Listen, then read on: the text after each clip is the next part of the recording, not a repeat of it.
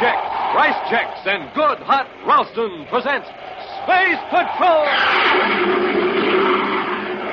High adventure in the wild, vast reaches of space. Missions of daring in the name of interplanetary justice.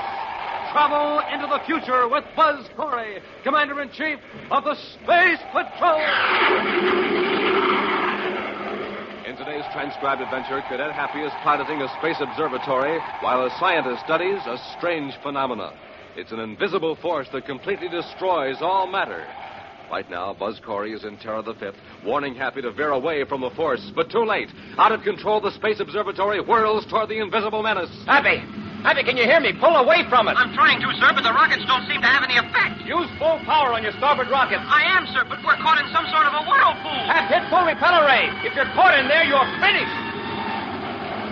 We'll be back in just a moment with today's Space Patrol story, The Hole in Empty Space.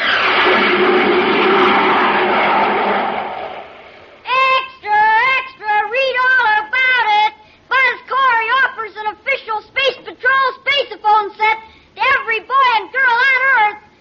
Extra! You hear that, gang? That's right. Buzz Corey will send you a real, honest-to-goodness Space Patrol spaceophone set. Sounds just like a walkie-talkie. Looks just like the spaceophone Buzz Corey himself uses. Imagine, you can talk on it to someone a straight 50 feet away. Let me show you with this spaceophone right here. Calling Bob Raitt. Can you hear me, Bob? I'll say loud and clear. Just like talking on the walkie-talkie and the telephone, right? Right. I call it the magic phone you can carry anywhere. Yes, sir. See how the spaceophone sounds, boys and girls? Just like a telephone. Just like a walkie-talkie. And lots of fun. Yes, sir. So send for your spaceophone set today. You get 2 blue and yellow plastic spaceophones. You get 50 feet of communication cord. You get a spaceophone briefing sheet. Now, here's all you do to get the entire set. Buy a box of Instant Ralston. Then, with your name and address, send 25 cents in coin and an Instant Ralston box top to Space Patrol, Box 686, St. Louis, Missouri. This offer good only in continental U.S. and may be withdrawn at any time. That's Space Patrol, Box 686, St. Louis, Missouri. The Space Patrol, with its well-trained personnel, has a very high morale. Disciplinary action is rarely necessary. In fact, a serious infraction of important regulations is so unusual that Commander Corey himself insists on a personal accounting from the man involved. Right now, Buzz is reading a report from the Commandant of the Mercury Patrol Squadron as Happy enters the central office on Terra. Commander. Yes, Happy? Lieutenant Grayson's waiting in the outer office. Oh, thanks. Ask him to come in, please. Yes, sir. Lieutenant Grayson, Commander Corey wants to see you. I'll call you when I'm through here, Happy. Yes, sir.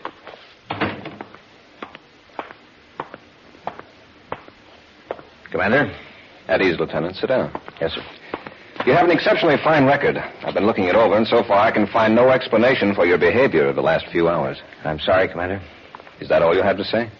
Except that I'm ready to take the brainograph test. Lieutenant, it shouldn't be necessary to resort to the brainograph to obtain a routine report from a Space Patrol officer. I realize that, sir.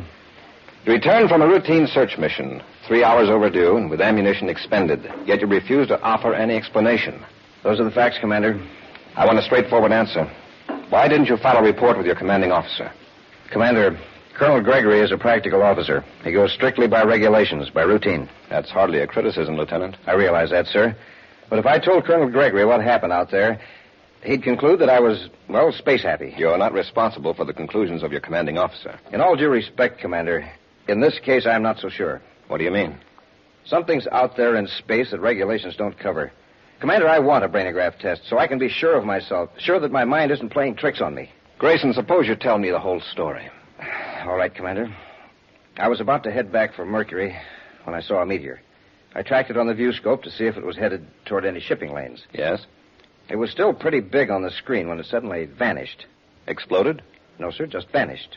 I started after it and checked for fragments. There weren't any. It was just as though the meteor disappeared into a hole in space. A hole in space? I know it doesn't make sense, but that's the only way I can describe it. Nothing showed up on the viewscope. I tried both the ultraviolet and infrared scanners. Nothing. What about the cosmic missiles you fired? I swung in a wide circle around the point where the meteor disappeared. Suddenly, a black spot appeared on the sun, as though a planet were between me and the sun, an eclipse. But it wasn't a planet? No, Commander. There was no planet within thousands of DUs. There was nothing, no solid object to account for that spot. Well, maybe it was on the sun itself. No, because it moved across the sun in relation to the movement of my ship. That's when I fired the cosmic missiles. What happened? The missiles vanished. Without an explosion? Without an explosion. Lieutenant, that's the strangest story I ever heard. You don't believe me? I didn't say that. I think your account deserves further investigation. You should have told Colonel Gregory. He'd have put me in the infirmary for mental and emotional checkup. I figured I'd get a brainograph test sooner if I risked disciplinary action. And I was right. He sent me here to Terra immediately. That isn't a very wise risk to take, Grayson. Commander, that thing in space, whatever it is moving. Moving toward the inner planets. Can you point out the location where you saw it on that wall chart? Yes, sir. It was approaching the Mercury orbit on a line from the star Myra. About here, sir. How fast was it moving? It seemed to vary, but at the time I wasn't in any condition to make accurate measurements. I thought I was going space happy for certain. Are you ready for that brainograph test? Yes, sir. Then come on. Oh, excuse me, sir. Happy, will you get Major Robertson? I want to run a brainograph test. Yes, sir. Oh, here's a top priority bulletin from communications, sir. A robot space freighter vanished. What do you mean, vanished? Well, it suddenly pulled off course. 2 passenger ships tracked it. It swung in a wide circle, then smaller and smaller circles, and then just disappeared. Not a trace on the viewscopes. Where did this happen? Midway between Mercury and Venus, sir. On an orientation line with Myra. Lieutenant Grayson, I think we'll cancel that brainograph test. Happy. Yes, sir. Get my ship ready immediately. I'll notify Colonel Gregory that Lieutenant Grayson is assigned to temporary duty with headquarters. Thank you, sir. As astrogator aboard Terra 5.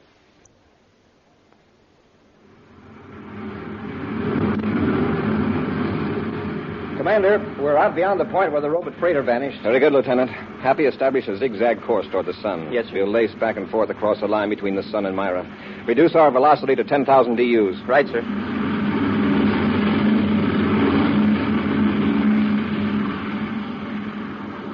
All viewscopes negative, Commander. What's our approximate position, Grayson? In a few minutes, we'll cross the Venus orbit, sir. Well, this is the craziest search I've ever been on, Commander. Looking for something that isn't here. It's there, all right. It just doesn't show up on any instruments. If you could have seen that meteor vanish and those missiles... No, wait. There's something moving across the sun. A black spot. That's it. We've located it. Now, let's be certain. Check the viewscope, Happy. Yes, sir. Does anything register? Nothing except the sun itself. Reverse rockets while I turn on the spacephone, Happy. We'll hold our present position for the time being. Commander Corey in Terra 5 to Major Robertson at Space Patrol Headquarters, Terra. Commander Corey to Major Robertson. Major Robertson here. Go ahead, Commander. Robbie, we're at the Venus orbit, Sun-Myra orientation. We found what we're looking for. What is it? We don't know. It's visible only as a black spot against the sun, and it definitely is not a solid object. Well, I've contacted Professor Jelka for you, Commander. He's aboard Space Observatory number 2 off Saturn. Good. Robbie, spacephone and all planets bulletin immediately. All shipping is to avoid this sector of space until further notice. Yes, Commander. All commercial, private, and Space Patrol ships are to evacuate this sector immediately. Roger. Well, Professor Jelka is waiting on the 150 megacycle channel, Commander. Thanks, Robbie. Corey out. Happy switch to 150 MCs. Yes, sir. Commander Corey aboard Terra 5 calling Professor Jelka aboard Space Observatory number 2. Professor Jelka here. Go ahead, Commander. Professor, have you detected any unusual phenomenon in space the last few days in the direction of Myra? No, Commander. There's something out there, now within the orbit of Venus. It's not a solid object, but it cuts off light from the sun. Well, it's possibly a cloud of gas or tiny particles. Too sharp an outline, Professor. Besides, things like meteors, cosmic missiles, and spaceships just don't disappear permanently in a gas cloud. Did you say disappear? Vanish completely, without an explosion or a trace. Commander, I must have a chance to study this thing at once. I think I know what it is. It's got us baffled. What is it? I call it a cycloplex. A cycloplex. I wrote a paper about it 12 years ago, purely as a theoretical idea. This is no theory. It exists. This is marvelous, Commander. With your permission, I pull the Space Observatory out of the orbit around Saturn and head for your present location. Good. No ordinary instruments register it. You might have some that will. Set your vector for Pluto. Where that vector crosses the orbit of Venus, you'll roughly be at our position. Thank you, Commander. I'll contact you when I'm on the vector. Good. Corey out.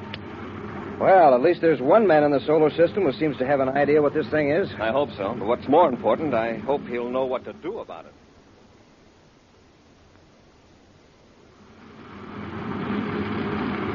I've got the observatory and the viewscope, sir. It's only a few DUs away. A very good time, considering. Turn on the spacephone, Happy. Yes, sir. Corey aboard Terra 5 calling Professor Jelka. Jelka here. Go ahead, Commander. We've picked up the observatory and the viewscope. Have you located us? Yes, Commander, but I can detect the cycloplex. I've used several types of detection devices. You'll see the black disk against the sun in a few minutes. We'll join space locks with you and come aboard the observatory. Very good, Commander. Corey out. Grayson. Yes, sir. While Happy and I handle the controls, you watch that black spot. If it moves away from the sun, let me know. Right, Commander.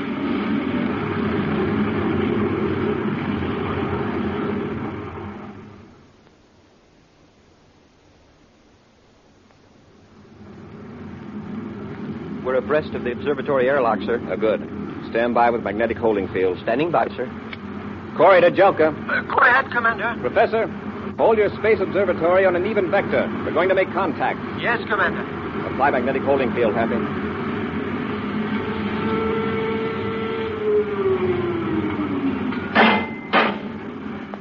Space lock secured, sir.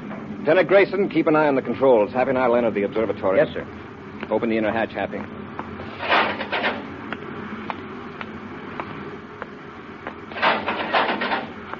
Press the release catch in the observatory hull.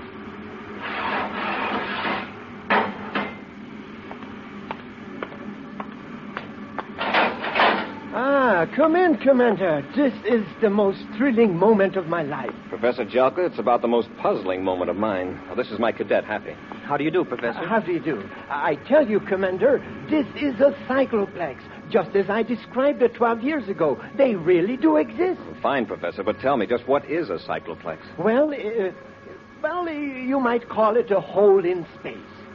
That's just the way Grayson described it. Grayson? Lieutenant Grayson, the space patrol officer who discovered it.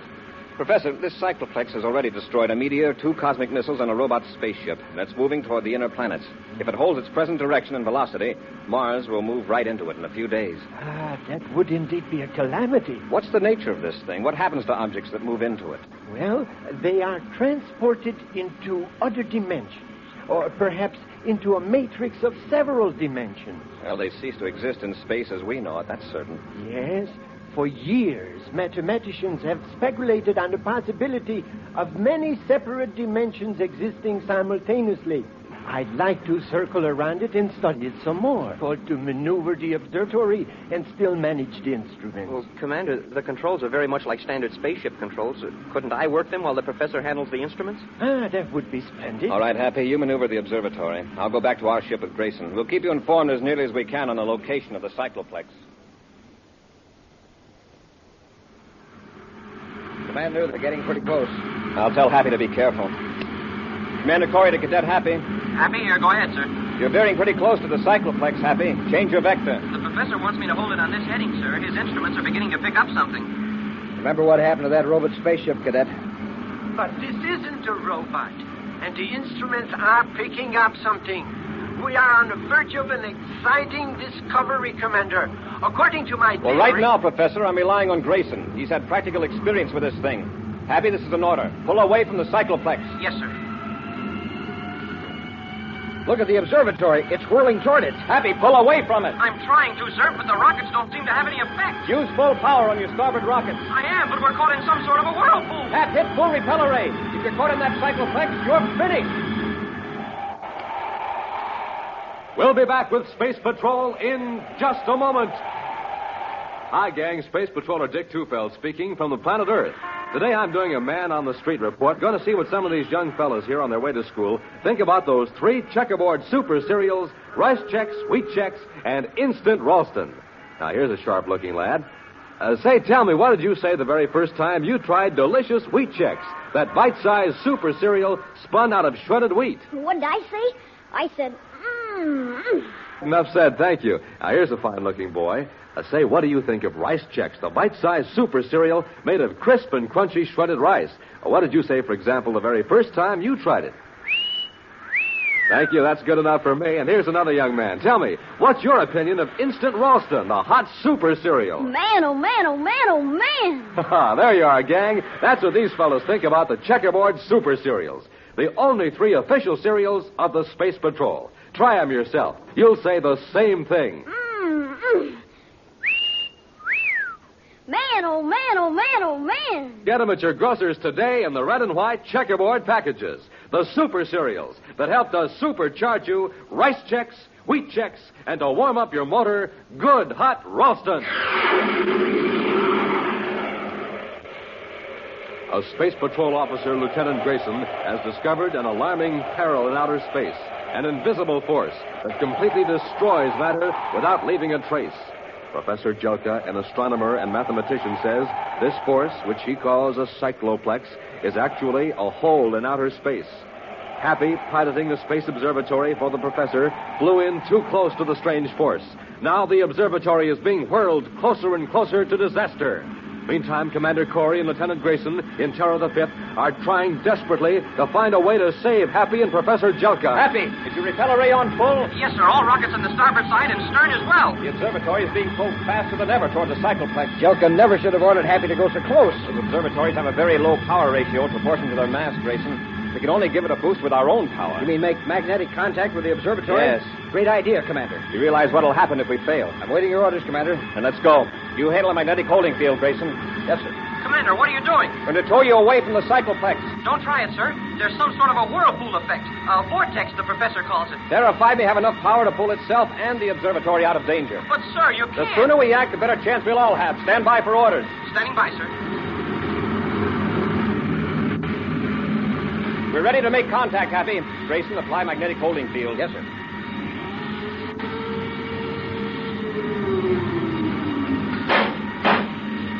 All right, Happy. Keep the observatory rockets on full power. Yes, sir. We're going to increase our own power slowly at first. We won't try to fight the cycloplex force too strongly. We'll cut across at a tangent, understand? Yes, Commander. Here we go. Is it working, Commander? I can't tell yet. Happy. Yes, sir. As I increase the ship's power, it'll put a terrific strain on the hull of the observatory. Watch for any sign of damage. I will, Commander. There's that sound again. What is it? It's coming from the spaceophone system. Happy, do you hear it? Yes, sir. You're picking it up from the professor's instruments. He says it's caused by the cycloplex. Commander, our vector's changing. We're moving away from the cycloplex. We'll add a little more power. Happy, did the professor turn off his instruments? No, sir. Then we're free of the cycloplex pull. That's right, sir. We're swinging away in the other direction. Good. Wow. What a relief. Happy, we'll proceed several DUs away from this position until we're sure we're safe before we break contact. Yes, sir. Then we'll join space locks and come aboard the observatory. Got it? Yes, Commander. I'll maintain vector till further orders. Check. Corey out.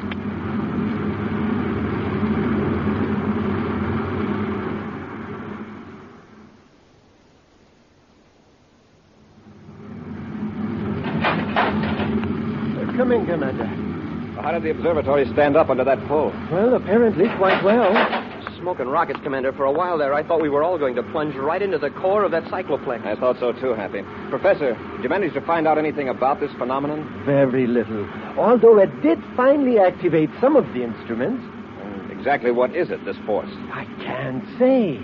Apparently, this vortex, the whirlpool effect, is some sort of an electromagnetism. And that might account for its effect on the instruments. And this whirlpool effect extends beyond the core. Yes, it draws the objects into the center if they get too close. We sure found that out. And we also know that this force is moving steadily toward Mars. They've got to get busy and do something. Well, is this cycloplex big enough to swallow a whole planet? What about that, Professor? Well, the core itself is fairly small, but with that vortex of force around it, it might easily demolish Mars. Certainly, it would make it unlivable. Well, how can we fight this cycloplex? Every force we know of has some other force that can oppose it. But this thing is from some other dimension, Commander. It's an intruder into our space-time system. You mean it isn't even from another galaxy? From another part of our space? Yes, it's completely new to us, Cadet. It's impossible to imagine dimensions beyond the three we know: length, breadth, and thickness. Professor, you mentioned that it has some sort of magnetic effect. That's right. Suppose we could produce a powerful magnetic force to oppose it. It would take more power than any planet power system could produce. And how could we transfer it here? Professor, you've heard of Huddleston's ring, haven't you? Yes. Very interesting effect. What's Huddleston's ring, sir? It makes use of an effect that occurs at temperatures close to absolute zero. Oh, like those of outer space? Exactly. Extremely low temperatures, some metals become superconductors of electricity. Superconductors? They have no resistance to the flow of current. That means if a current is started in a ring made of a superconducting material, it flows indefinitely. Even when the power's cut off? Right. And if the power is constantly applied, the current builds up. It increases more and more. Oh, I see. A scientist named Huddleston has been conducting experiments with a giant ring in outer space near Jupiter. Yes. He has a laboratory spaceship in the center of the ring. Suppose that Huddleston turns the power on full, charging that ring and the magnets around it, and keeps the power on. Would it destroy the cycloplex? Perhaps it would be dangerous. A magnetic force of incredible intensity would be built up. There is no telling. Professor, I want to send Huddleston's ring into that cycloplex. Under robot control, naturally. Well, Professor, do you think it would work? I don't know. But it's a challenging experiment. If it did, it would prove that electromagnetism is a force common to all dimensions of existence. Right now, I'm not interested in proving any theory. I want to save Mars. Happy, let's get back to Terra 5. I want to contact Huddleston. Cycloplex seems to be moving steadily toward Mars, Commander. Keep the ship moving with it, Grayson. Keep that black circle right in the center of the sun. Yes, sir. Major Robertson, Space Patrol Headquarters, Terra, calling Commander Corey aboard Terra 5. I'll take it. Happy to hand me that vector analysis, please. Here you are, sir. Corey, here, Robbie. Go ahead. We've contacted Huddleston, Commander. He's all enthused over the idea. Oh, good. How long will it take him to get the ring on the way? Or does he have to convert the controls to robots? No, a robot unit was built into the ship. Huddleston's in the ring waiting for your instructions. Well, here's the procedure, Robbie. Huddleston will pull out of the orbit around Jupiter under manual control. Check. When he's on the vector, which I give you in a minute, a Space Patrol cruiser will pick him up in space. Huddleston will handle the ring and its lab ship by remote control until we pick it up on our view scope. Got it, Commander. Then I'll take control of the ring from that point on. Okay, Robbie. Now, here's the vector I want you to relay to Huddleston. Nothing on the view scope yet, sir. Widen the scanning arc, Happy. The lab ship may be slightly off vector. Yes, sir. Commander. Yes, Grayson. Cycloplex seems to be increasing velocity. Any change in vector? No, sir. I'll check with Professor Jelka. Corey to Jelka in observatory. Jelka here. Go ahead, Commander. Lieutenant Grayson reports an increase of velocity by the cycloplex. He's right, Commander. My calculations confirm it. Is it still heading toward Mars? Yes, Commander. Is there any possibility of its changing direction? I'm afraid its motion is unpredictable. We don't know enough about it. Well, that's all, Professor. Thank you. Commander, look at the view scope. I never saw an image like that before. It isn't very clear, Happy. See if you can get rid of that blur. I'll try it, sir. No, sir. That's as clear as I can get it. I'll check with Robbie. Commander Corey to Major Robertson. Robertson here. Go ahead, Commander. We've picked something up in the view scope, but it doesn't look like Huddleston's ring and lab ship. You got a blurred blotch? Yes. Now, that's the ring, Commander. I've been tracking it from Jupiter. Huddleston says your screen's blur is a tremendous magnetic force. Right, Robbie. I'm ready to take over control of the ring. It's now 14:20 and 15 seconds, universal start time. Tell Huddleston the switchover will occur at 14:21. Corey out. The ring's approaching very fast, Commander. The robot control panel's ready, sir. Fine, Grayson. Happy you take over our controls. Yes, sir. Grayson, feed the viewscope data into the vector computer. Yes, sir. I want to get the ring headed for the target as soon as possible after switchover. It might be hard to control if that magnetic force builds up much higher. 10 seconds to switch over. Trajectory computed, Commander. Thanks, Grayson. 5 seconds. 3, 0. Now we'll find out if we've got the ring under control. Watch the viewscope, Grayson. See if the ring turns in the new vector. It's responding, Commander. Good. It's heading straight for the cycloplex now. Nothing to do but wait and hope it works.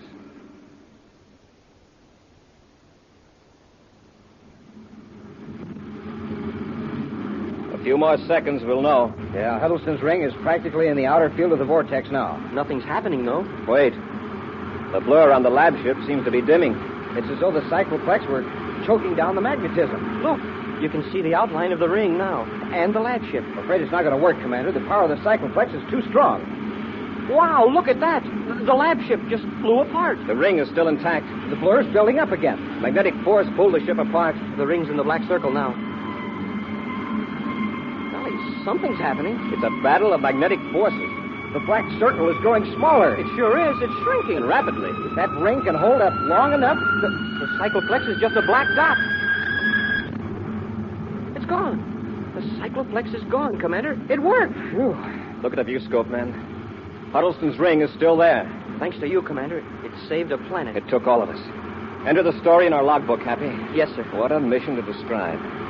We've just filled in a hole in empty space. Hey, maybe I should make the log entry in invisible ink. We'll be back with an exciting preview of next week's thrilling Space Patrol adventure in just a moment. Hey, it's got things popping everywhere. It's setting the world on fire. It's even stopping traffic. What am I talking about? I'm talking about the Space Patrol Spaceophone, and I'm going to tell you how to get a set. A set complete with 2 spacephones, 50 feet of communication cord, and an official briefing sheet on spacephoning. What an offer! What an invention! The magic phone you can carry everywhere. Sounds like the walkie-talkie in the telephone. Barrels of fun. You can talk to someone standing a straight 50 feet away. Now, I'll show you with this spaceophone here. Hello, Commander Corey. Hi, Dick. Hi, gang. Aren't these spacephones terrific? You can play Space Patrol with them just as though you were a real space patroller living up here on Terra. Yes, sir, gang. Your spaceophone will look exactly like the one space patrollers use. Only yours will be even more terrific because they're a special model made for use on Earth alone. And good-looking, too. Handsome blue and yellow plastic. Now, don't wait. Send for your spaceophone set today. Complete with 2 spacephones, 50 feet of cord, and a briefing sheet. Now, here's all you do.